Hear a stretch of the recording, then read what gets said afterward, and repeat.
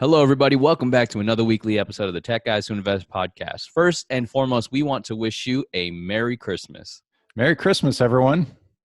Now, one of the themes that we've been running into a lot from our most recent episodes with Chris Salerno and Tyler Chesser is adding value to other investors, especially if you are an active real estate investor. Even if you are more on the passive side, adding value is almost like a gift to other investors that you are giving. As such, we wanted to give you tips and ways that Adam and I are adding value to other investors. Yeah, so it just felt like a great Christmas theme to talk about giving to others. And, one of the ways that Kevin and I both do that is by adding value. And so we thought it'd be really neat to share ways we do that. These are ideas we hope you use. And maybe there are some you use that we won't talk about. We'd love to hear from you about those. Um, One of the ways I like to add value is through education, and Kevin, I know you do as well. In fact, that's one of the reasons we started this show together. It's because we like to help people learn things that we've learned and share those things with them. So that's one of the biggest ways I like to add value is by educating other people. And a lot of times, the interesting thing about that is I'm teaching myself too. Agreed. I will constantly find that I learn things by teaching other people, and we'll have really rich discussions where nuances or different perspectives on it come out during that. Yeah, 100%. I love to educate. I love to share ideas, and I love answering questions wherever I can, fill in the gaps for people as far as knowledge goes. So that being said, if you want to reach out to us, talk to Adam about multifamily, talk to me about notes, tgwipodcast.com/contact, book a time on our calendar. We'd be more than happy to answer whatever questions we can in regards to multifamily investing or note investing. And I've done that for a couple friends. They've reached out and I said, hey, book a time on my calendar instead of having to go back and forth kind of thing. And we have a half-hour conversation or an hour conversation just talking about notes, understanding, hey, where are you at? What can I help you with? And what do you need help? Where can I point you in the right direction kind of thing? That's a classic example of giving back right there. You're sharing your time in addition to the education and the help you're giving people who do that. So when Kevin encourages you to sign up and talk to us, that's genuine. We would love you to. Sometimes people are a little bit timid to do that if they don't know us or haven't interacted with us before. But that's one of the things we enjoy doing is just kind of helping people out. So if you're thinking about it, do it. Go for it. We'd love to talk to you.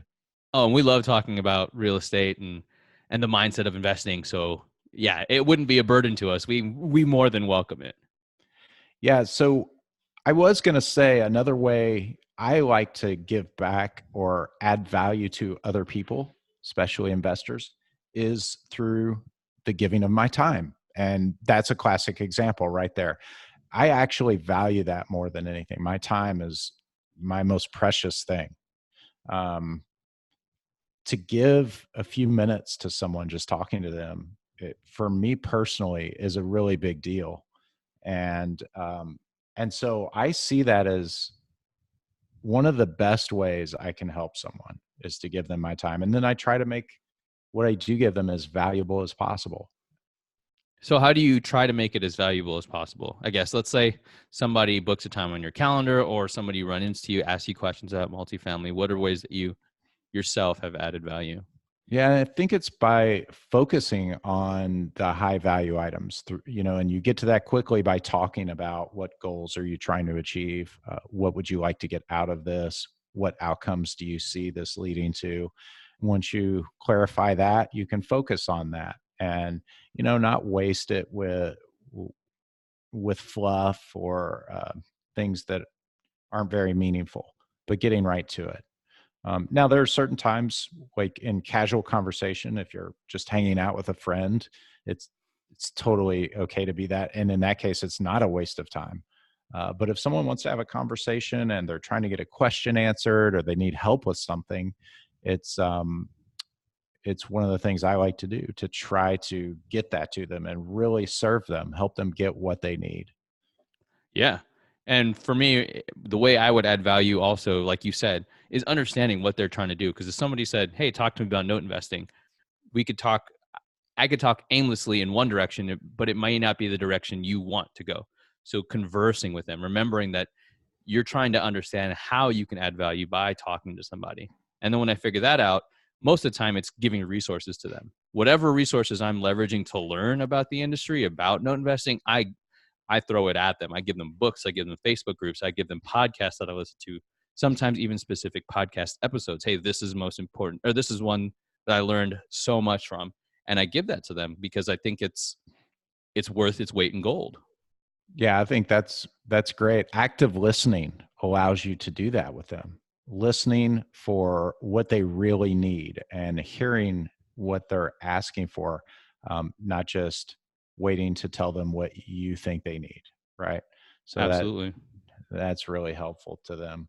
Um, Another thing you just mentioned there that I also think is a great way anyone could give value to another person is by directing them to resources, giving them credible resources that help them find answers they're looking for. Podcasts, articles, blogs, links, news, news sources that are credible. So that's another great way to give value to other people. Yeah, I agree, because you're actively learning something, you're actively searching, and you have to. It's okay to think, oh, I learned this.